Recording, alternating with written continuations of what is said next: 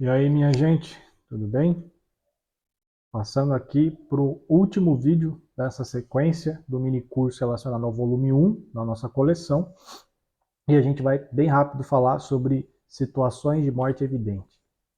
Bom, o que acontece nessa situação e por que isso eu coloco para as formações de urgência e emergência pré-hospitalar independente do nível?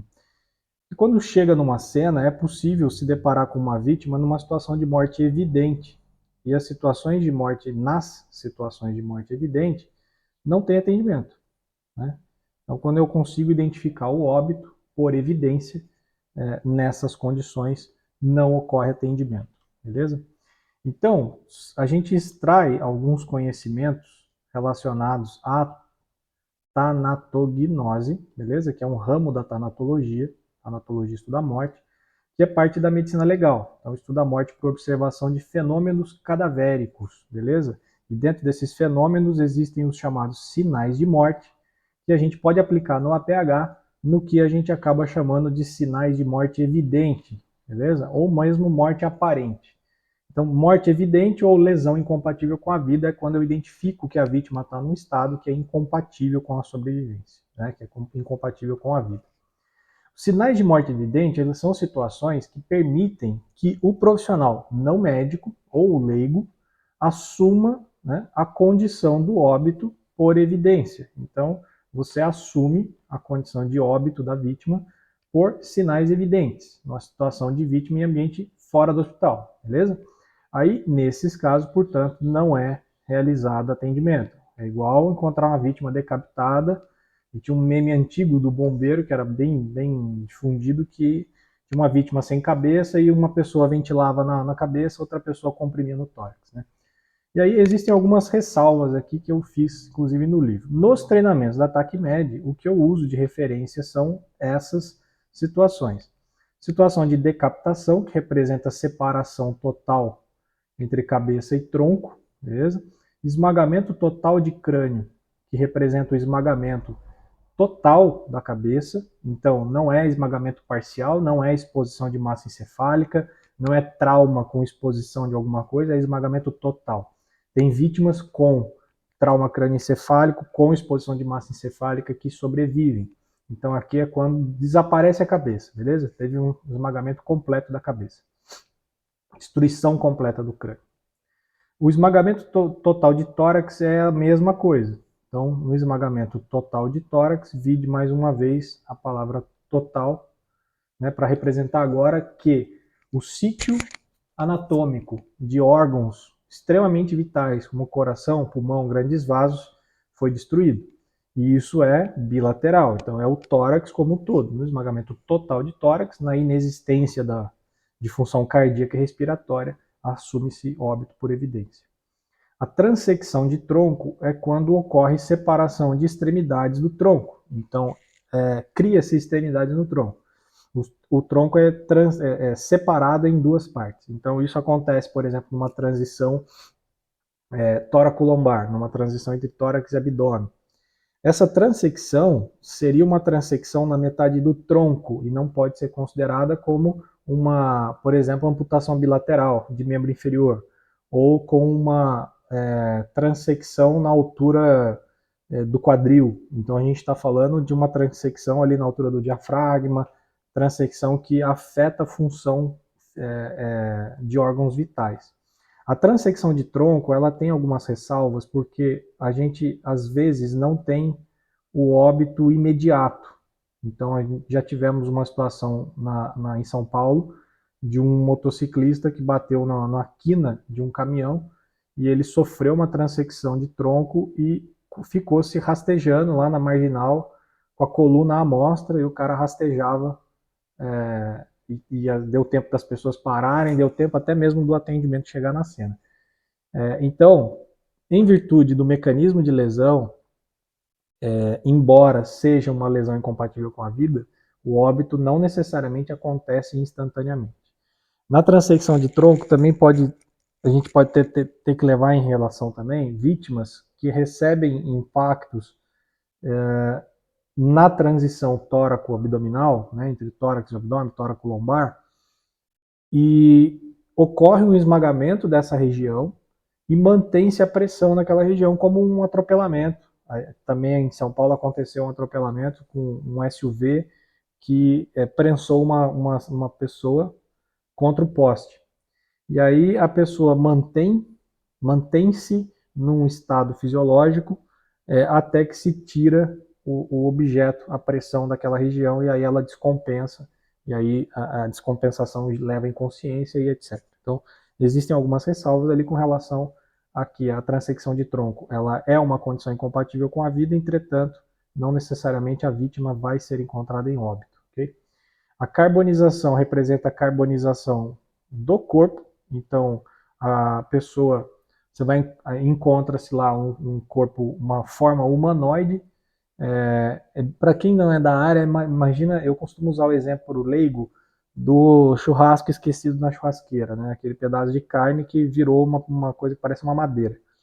Então encontra-se uma forma humanoide, não se percebe extremidades, orelha, nariz, dedos, etc. Ocorre um padrão flexor e aí encontra-se um corpo carbonizado.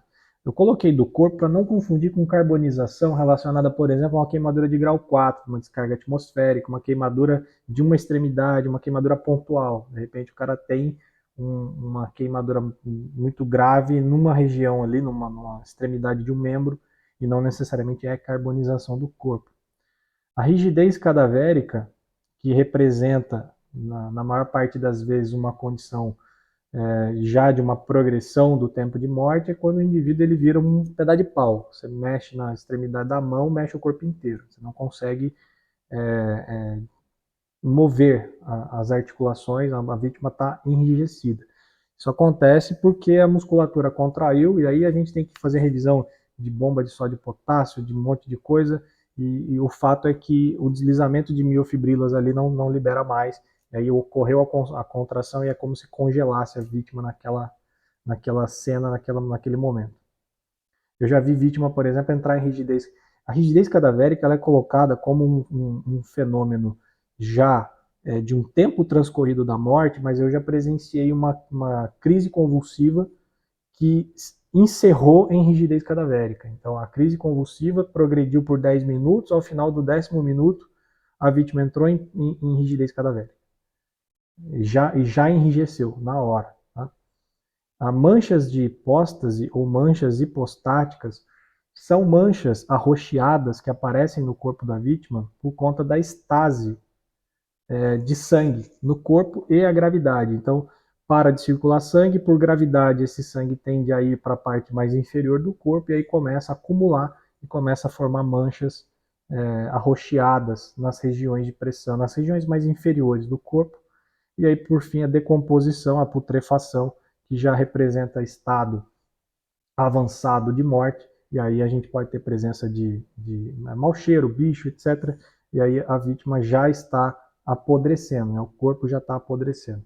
Dentre eles eu citei o ambiente aquático, que é um dos piores para se encontrar corpo, uma vez que a hiperidratação do tecido desprende membro durante o manuseio. Né? A vítima, ao invés de secar, ela hiperidrata, e daí na hora que você vai mexer, ela tende a desprender.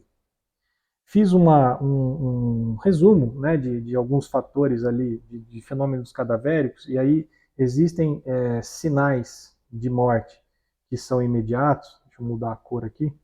Esses sinais de morte imediatos, alguns sinais são os que a gente avalia durante o processo de investigação em APH. Então eu verifico, por exemplo, perda de sensibilidade, perda de consciência, perda de motilidade do tônus, cessação da ventilação, cessação da circulação, cessação da atividade encefálica. Tirando a atividade encefálica, todos esses aqui, o que te parece? Avaliação primária. Avaliação, por exemplo, lá da parada cardiorrespiratória, que envolve 3 principais fatores. A vítima não responde, não ventila e não tem pulso. Né? Então, são sinais imediatos, mas que não necessariamente representam morte evidente. Ok? Então, o fato da vítima não estar consciente, uma inconsciência, não significa morte. O fato da vítima não ventilar, não significa morte. Mas são sinais de morte quando ocorreu, tá? Quando ela ocorreu. E aí, abiótico significa que é incompatível com a vida, né? Por isso o fenômeno abiótico. Os consecutivos representam uma progressão dessas alterações. Então, a desidratação, mancha de hipóstase, que é a gravidade levando o sangue para baixo, rigidez cadavérica e o esfriamento cadavérico. Depois que você considera os fenômenos abióticos, os fenômenos transformativos são aqueles que modificam o cadáver. Isso talvez não seja tão interessante para a gente falar em APH, mas é mais por uma curiosidade aqui e complemento.